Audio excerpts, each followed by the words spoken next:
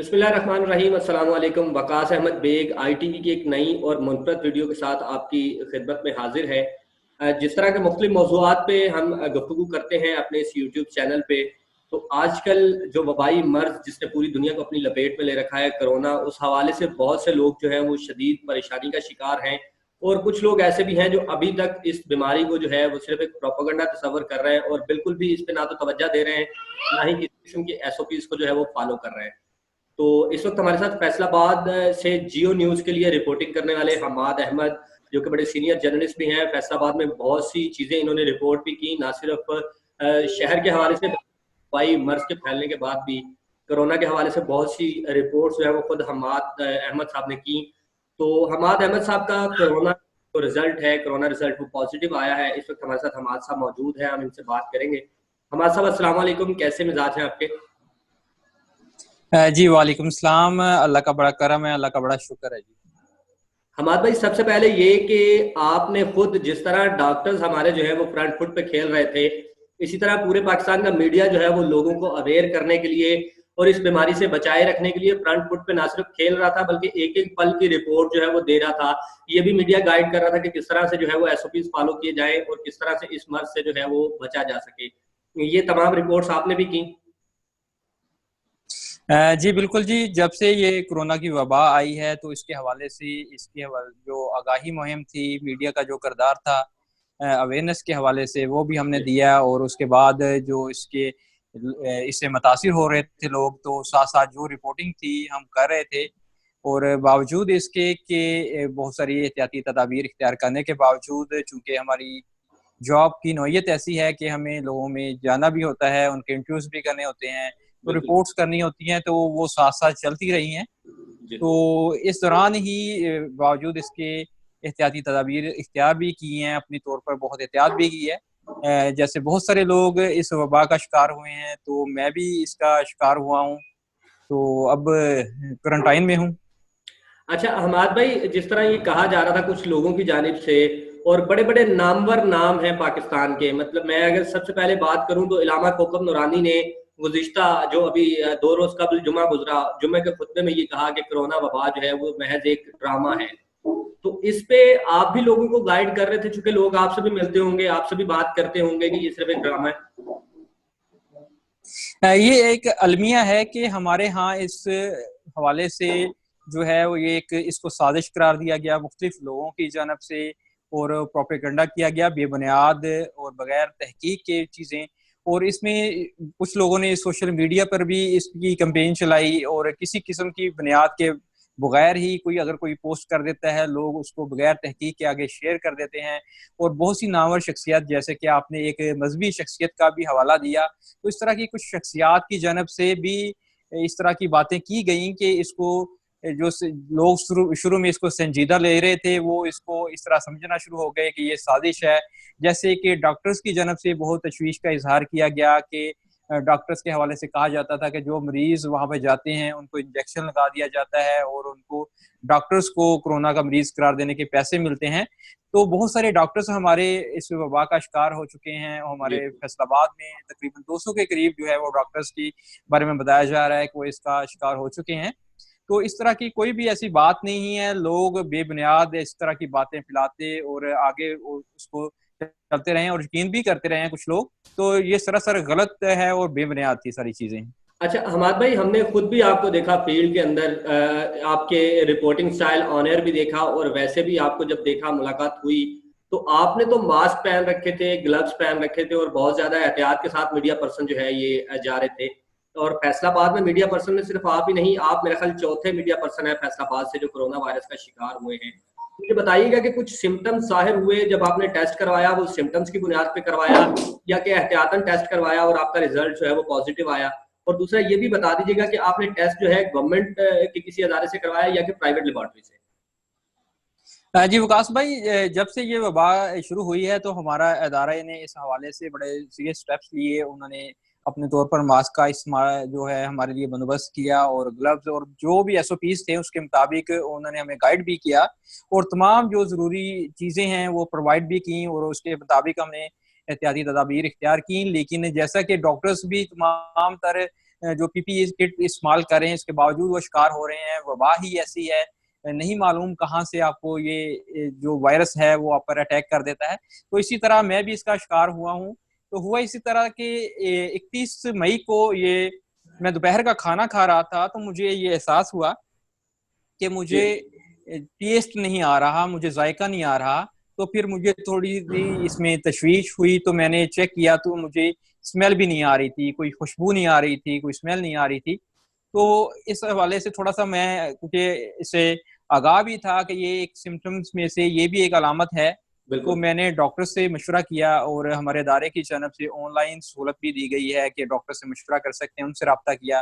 फिर यहाँ पे हमारे जो फैसलाबाद के फिजिशियंस हैं उनसे रब्ता किया, तो उन्होंने यही शुबा जाहिर किया कि ये कोरोना के हवाले से ये अलामत हो सकती है। आजकल ये अलामत आ रही है, कॉमन है ये चीज़। तो मेरे में बुखार नहीं था, कोई खांसी नहीं थी। हाँ, जिस्म में ज़रूर थकावट का एहसास था, थोड़ी-सी तब्दीली सी महसूस हो रही थी, तो मैंने इसको सीरियस लिया।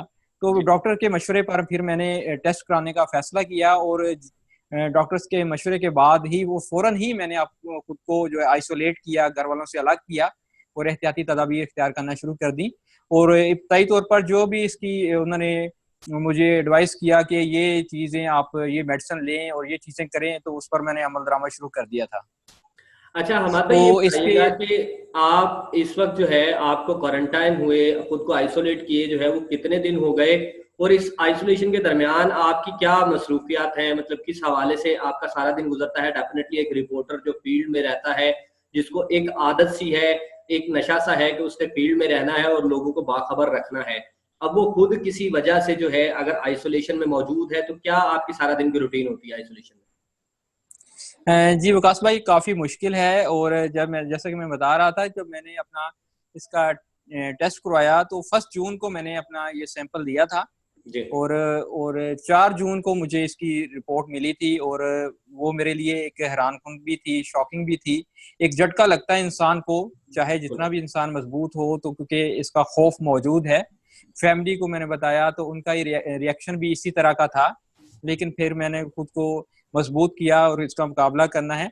तो फिर मैंने पहले भी आइसोलेट किया हुआ था, लेकिन रिपोर्ट मिलने के बाद मैंने मुकम्मल तौर पर एक अलग कमरे का चुनाव किया। ये हमारे घर की बलाई मंजिल भी है, साथ अटैच बाथ है और इसके अंदर मैं मुकम्मल तौर पर क्वारंटाइन हूँ। और जैसे कि आपने बताया कि हम फील्ड में रहते हैं, खबरों बिल्कुल। से हमें जो हमने ढूंढनी होती हैं, लोगों से मिलाना होता है।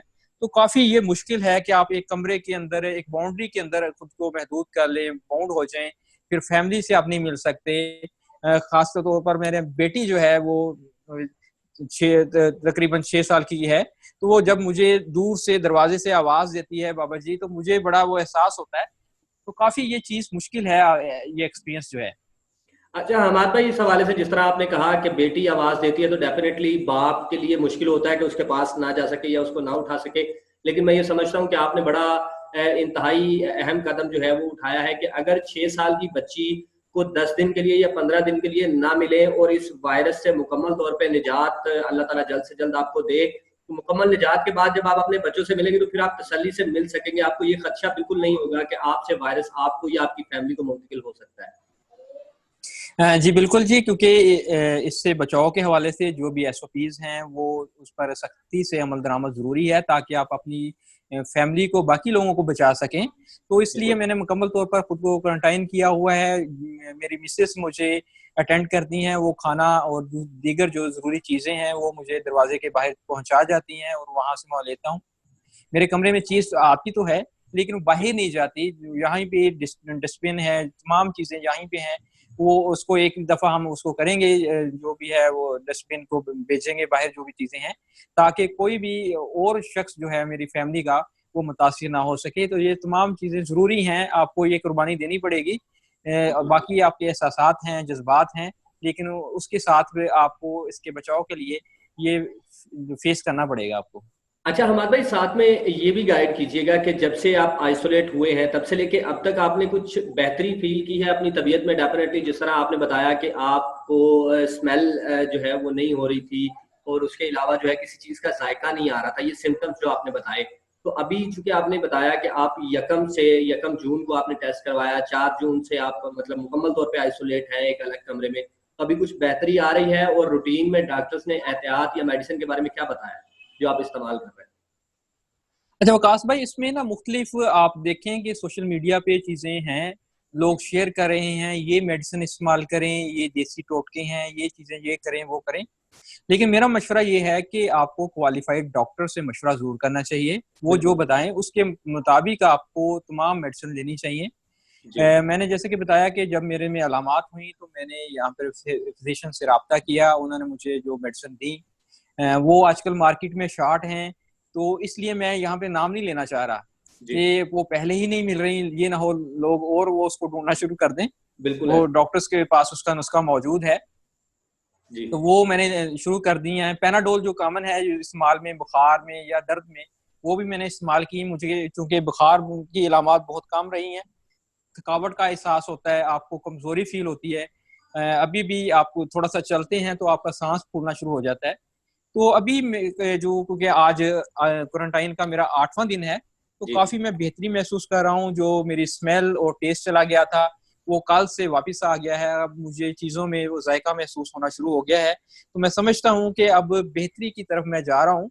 लेकिन इसके बावजूद मुझे थकावट का एहसास है, मेरे कंधों में दर्द होता है, मेरी कमर में, और जब चलता हूँ तो काफी मुश्किल होती है। सही।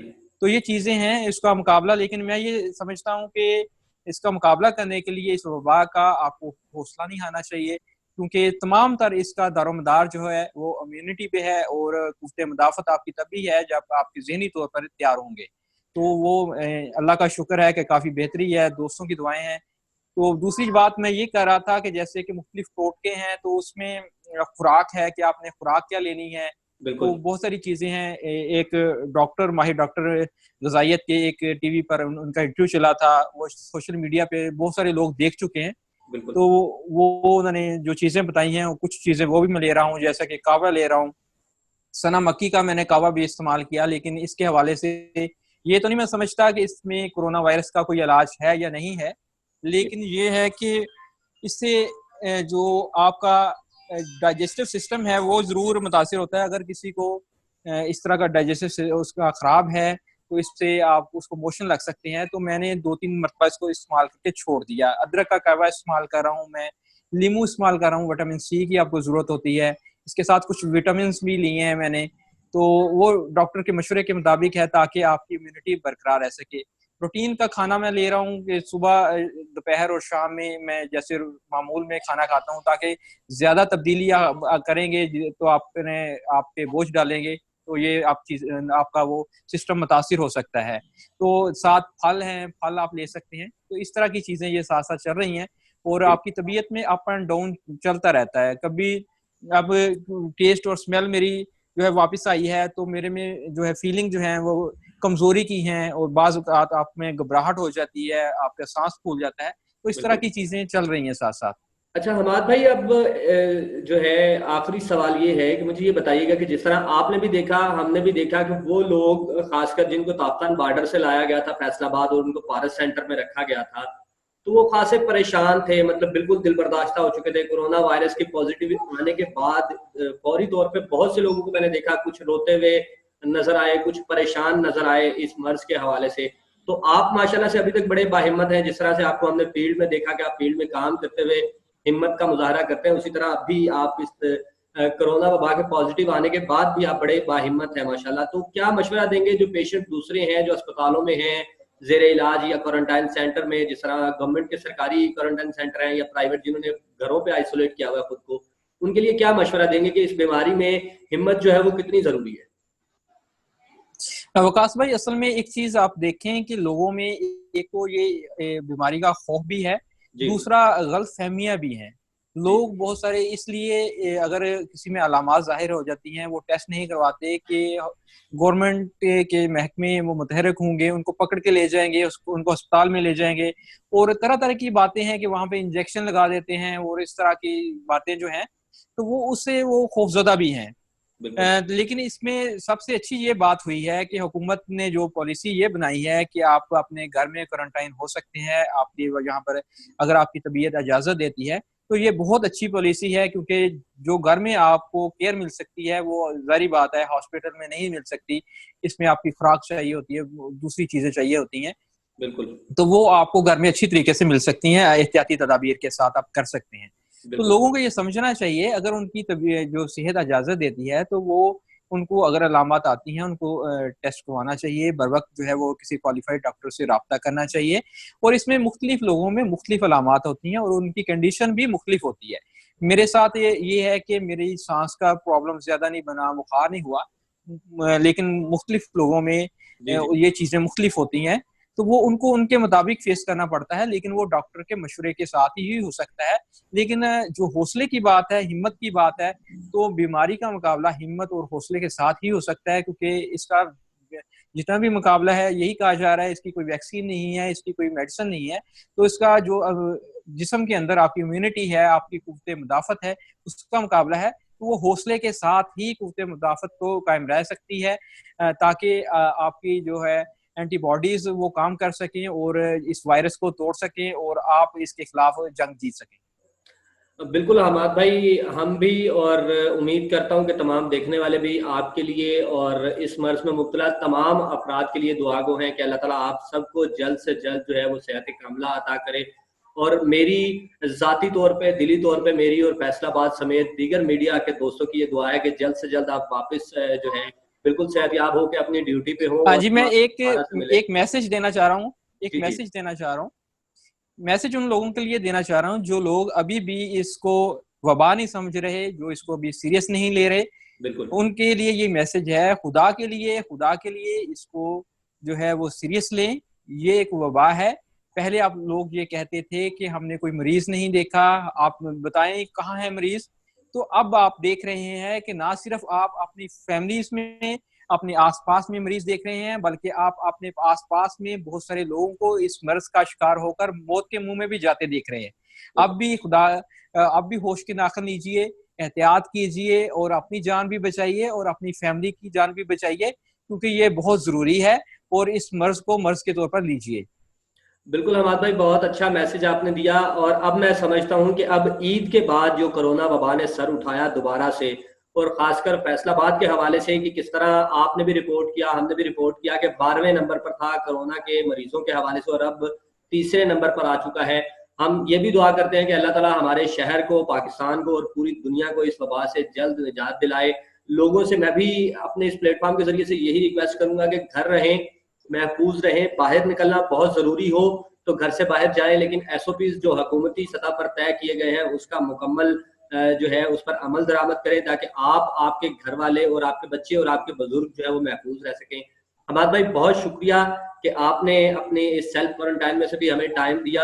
अल्लाह ताला जल्द आपको सेहतयाब करे। हम इंशाल्लाह आपके साथ बैठेंगे आमीन और आपके आमीन। साथ बैठ के जो है गपशप मजीद होगी।